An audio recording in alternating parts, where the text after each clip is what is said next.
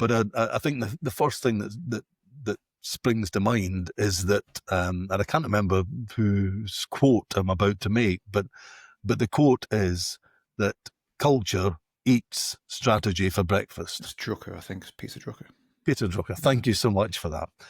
And I have to say, when I sit back and I think about my own journey in franchising, but also when I think about some of the most successful franchise businesses that I see, and some that I work with, when culture is at the forefront of effectively recreating the culture that made the business successful in the first place. Again, it is absolutely amazingly powerful. How often does a business scale and you lose the essence of the thing? Often. It's in my experience exactly that. I think particularly from a scaling perspective, what was perhaps a key, or the key elements of the founders' philosophy and culture and whatever.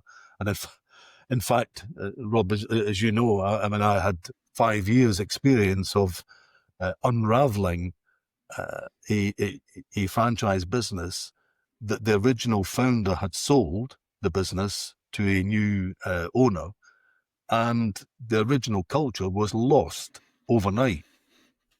But it was lost in a way which was absolutely disastrous for everybody concerned.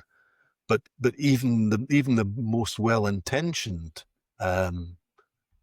business transfer, or as you say, as the business scales, this whole point of losing that culture that had contributed to the success in the first place is way more common than most people perhaps really understand.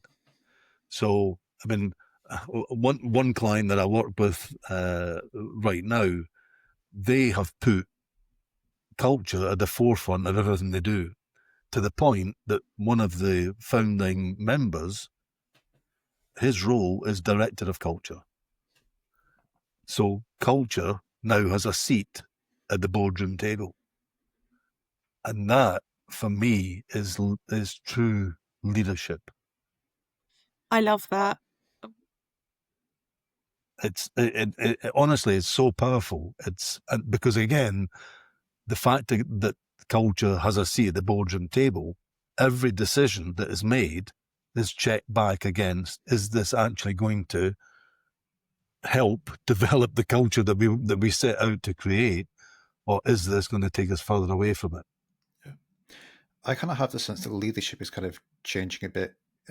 To me, the word leadership evokes this sort of masculine energy type thing, and I don't think that's what's necessarily needed. I think you've described obviously everyone has their own style, I guess, but you've described yours as being kind of human-led. I wondered if you saw things changing, or the need for a more empathy-led approach. I personally, yes, I think in the world that we live in, with everything that is going on around us, there's never been more important to have an empathy-led leadership style as part of what we do. And I've gone on record before about what I'm about to say. I genuinely think, I'm a fan of Simon Sinek. I think leadership is not necessarily about rank or title. It is about taking care of the people to the right of you and to the left of you. And I think in a franchise or franchisee relationship, I think that's absolutely crucial. I think, at the end of the day, I think as franchisors, we have a responsibility to recognize that people are entrusting their whole lives to us when they commit to investing in a franchise.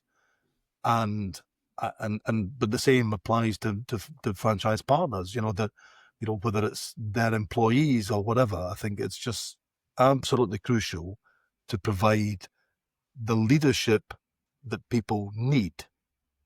And that isn't necessarily doesn't necessarily just fit with the style that I have or we have as leaders. I think we have to adapt and provide leadership in the moment that people need. And that's different. Sometimes we need to be visionary and extol all the virtues of being a visionary leader. But sometimes we need to be really human in the moment and recognize some of the challenges that people are facing. Again, when I think about the 20 years I've spent in franchising, in any franchise ecosystem, the whole of life is unfolding in front of us. So births, marriages, deaths, divorce, illness, mental health challenges, you name it, it's all happening. And I think it's incumbent on us to provide the leadership and create the culture that actually allows people to thrive, as opposed to just purely focusing on driving performance or driving growth or driving whatever, because at the end of the day, we're all someone's husband, wife, brother, sister, father, whatever. That's and it's no longer, it's no longer just work or home. Whatever we do at work, we take home, and whatever happens at home, we take to work. Question from Simon: how do you ensure that a business never loses sight of its why, even as perhaps a founder steps back or other growth happens? I think so. I guess the first thing. So again, thank you, Simon, for the question. I'll start my answer by it's something that should be lived and breathed and talked about every day. So I think, even just in practical terms, again, I remember one particular franchise owner who would start every session with, before we actually get into the session, just a reminder that, our purpose, our why is X. And therefore, and in fact, every board meeting, every franchise partner meeting, we would be talking about it and reinforcing the fact that this is what we're all here for. So I think embedding it across the business so that it's habitually talked about and rewarded. So I think, when it comes to recognition, for example, and, from an HR perspective, that absolutely support having reward and recognition systems, but actually making sure that we're calling out publicly when people are living and breathing our why, I think is really important. The second part to that, I have to say, is much trickier. I think when it comes to a founder who is moving on.